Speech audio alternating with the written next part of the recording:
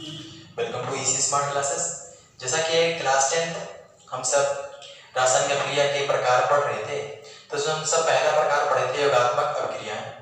अब हम आज उसका दूसरा पार्ट पढ़ेंगे। ठीक है, अपघटन अथवा वियोजन अभिक्रिया। ठीक है, अपघटन और वियोजन का अर्थ क्या होता है? अपघटन का अर्थ होता है किसी चीज में कोई चीज लो और उस चीज को क्या करो, किसी दो या दो से अधिक भागों में तोड़ देना, तो उसका क्या होता है? अपघटन होता है। और वियोजन का अर्थ भी वही होता है कि किसी चीज को लेना और लेने के पश्चात उस चीज को दो या दो से अधिक अणुओं में निकालने की जो घटना होती है वही हमारा अपघटन और वियोजन कहलाता है। ठीक है, तो इसके डिफिनीशन पे हम देख लेते हैं।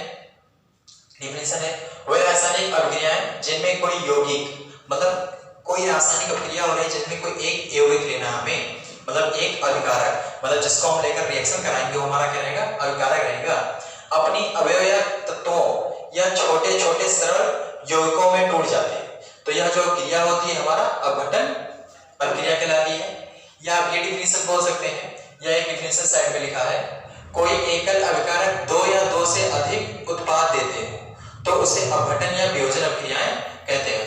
मतलब किसी एक अभिकारक को हमें लेना है और वो अभिकारक दो या दो से अधिक उत्पाद में टूट जाने की जो घटना होती है वो हमारी अपघटन या वियोजन अभिक्रिया होती है। ठीक है, अब इस अभिक्रिया के दो छोटे पॉइंट्स हैं, उसे देख लेते हैं। पहला, ये अभिक्रियाएं ऊष्मा शोषी होती है, मतलब जो अपघटन और वियोजन अभिक्रिया होती है इसमें ऊष्मा शोषी, मतलब इसमें ऊष्मा दी जाती है तब ये पूरक करते हैं। दूसरा है, इसको ताप और प्रकाश की आवश्यकता होती है, बिना ताप या प्रकाश के कारण यह अभिक्रिया संपन्न नहीं होती है। ठीक है, तो जैसे हम पहला एग्जांपल लेते हैं। पहला है कि कैल्शियम कार्बोनेट का अपघटन।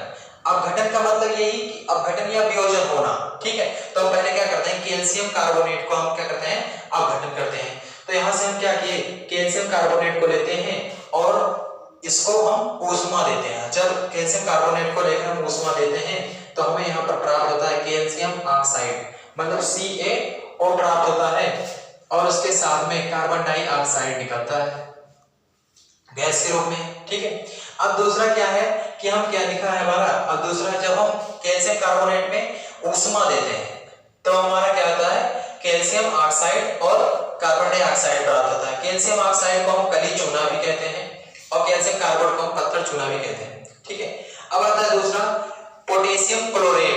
पोटेशियम क्लोरेट का अपघटन, ये ClO2 को हम कहते हैं पोटेशियम क्लोरेट। तो ClO2 को जब पोटेशियम क्लोरेट को ऊष्मा देते हैं तो पोटेशियम क्लोरेट को ऊष्मा देने के पश्चात ये दो टुकड़ों में टूट जाता है। पहला तो KCl और दूसरा O2 बाहर निकल जाता है। ठीक है, तो जो ये घटना होती है, ये घटना हमारी क्या होती है? अपघटन या वियोजन अभिक्रिया होती है। तीसरा है लेड नाइट्रेट का अपघटन।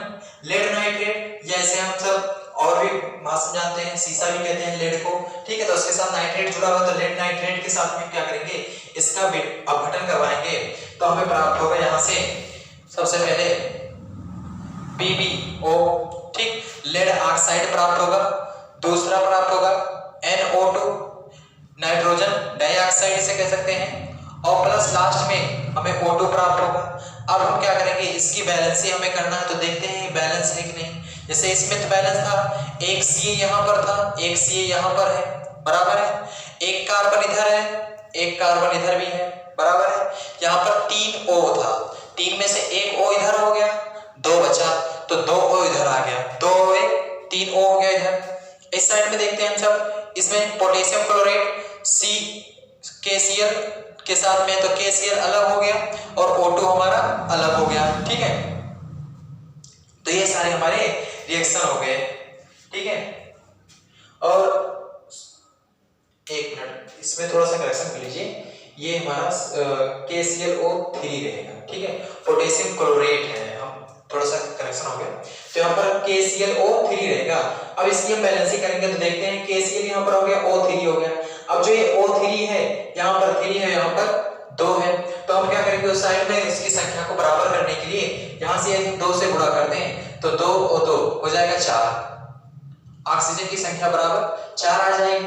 अब यहीं पर हम क्या करें, ऑक्सीजन की संख्या वहां पर 4 हो गई है, यहाँ से हम यहाँ पर 3 है, यहाँ से 1 गुणा करेंगे तो संख्या ज्यादा हो जाएगी, सेम यहाँ पर अगर 2 से गुणा कर रहे हैं तो 6 हो गया, 2 3 6 ऑक्सीजन की संख्या हो गया।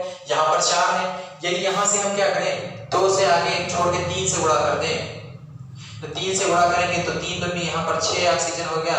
तो ऑक्सीजन की संख्या यहाँ पर 6, ऑक्सीजन की संख्या यहाँ पर 6, यहाँ पर 2 KCl हो गया, यहाँ पर 1 KCl है, यहाँ पर 2 से गुणा कर देंगे तो 2 KCl हो गया। मतलब हमें इस तरीके से बैलेंस करना है कि जितना परमाणु इधर लिए हैं जितना उतना ही परमाणु इधर हमें प्राप्त हो जाए।